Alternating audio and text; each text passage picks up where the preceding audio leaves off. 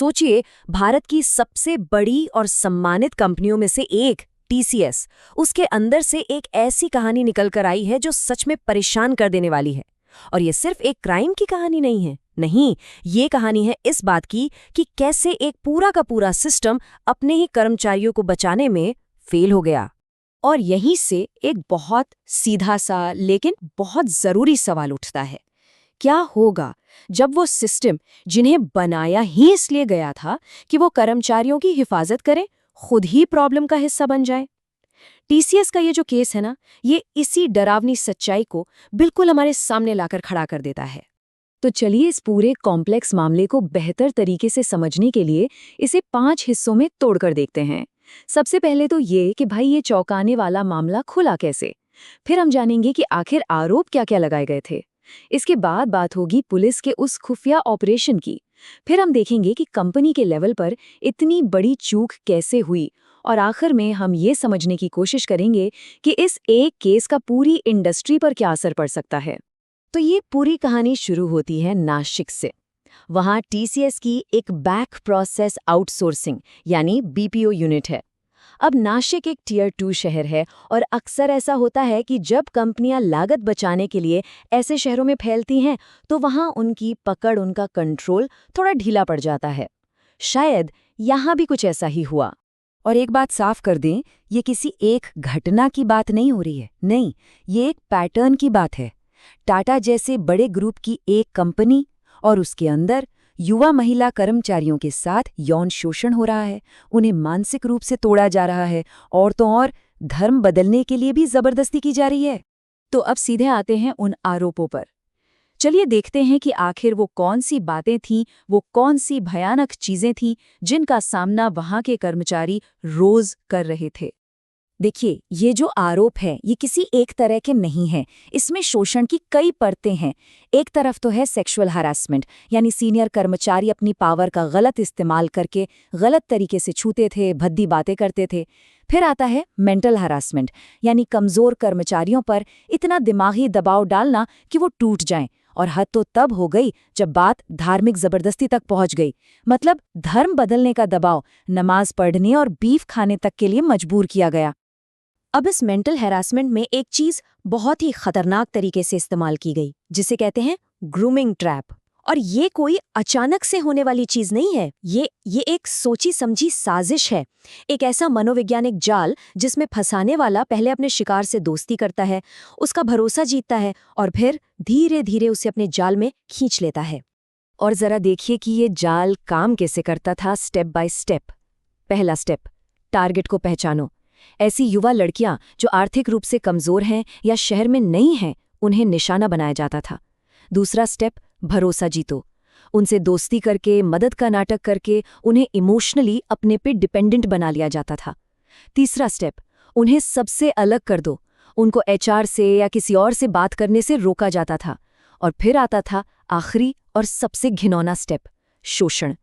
जब वो पूरी तरह कंट्रोल में आ जाती थीं, तब उनका यौन शोषण शुरू होता था। तो सवाल ये उठता है कि ऑफिस की 4 दीवारी के अंदर चल रहा ये सब आखिर बाहर कैसे आया? इसके लिए पुलिस को एक ऐसा काम करना पड़ा जिसकी उम्मीद कॉर्पोरेट दुनिया में तो कोई नहीं करता। एक बहुत ही अनोखा पुलिस ऑपरेशन। इस पूरी इन्वेस्टिगेशन की टाइमलाइन कुछ ऐसी थी। बात शुरू हुई फरवरी में, जब एक विक्टिम के परिवार ने पुलिस में शिकायत दर्ज कराई। इसके बाद पुलिस ने एक अंडरकवर ऑपरेशन लॉन्च किया, और ये कोई छोटा मोटा ऑपरेशन नहीं था।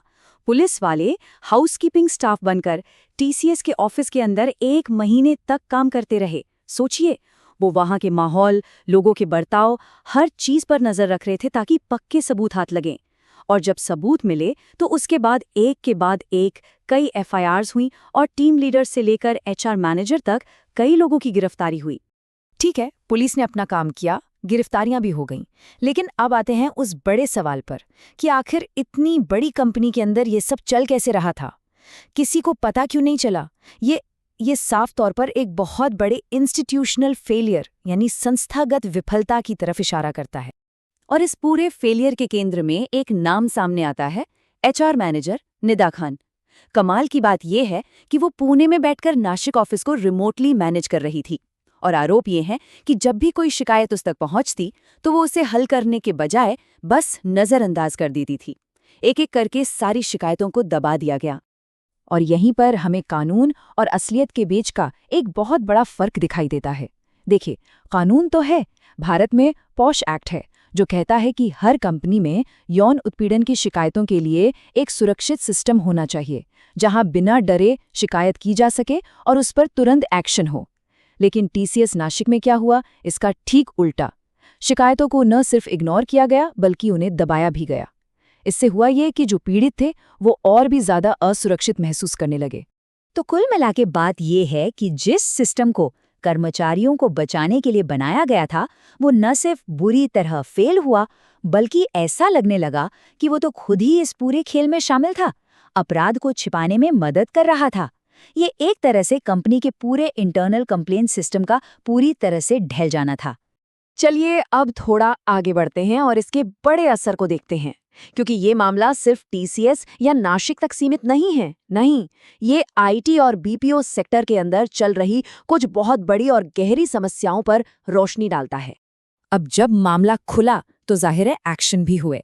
टीसीएस ने क्या किया, उन्होंने आरोपी कर्मचारियों को सस्पेंड कर दिया है और सीनियर लीडरशिप की देखरेख में एक जांच भी शुरू कर दी है। साथ ही एक जीरो टॉलरेंस पॉलिसी का बयान भी जारी किया है। उधर महाराष्ट्र सरकार भी इस केस पर नजर बनाए हुए है और जो एम्प्लॉय यूनियंस है वो अब मांग कर रही हैं कि पिछली सभी पीओएस शिकायतों का पूरा ऑडिट किया जाए।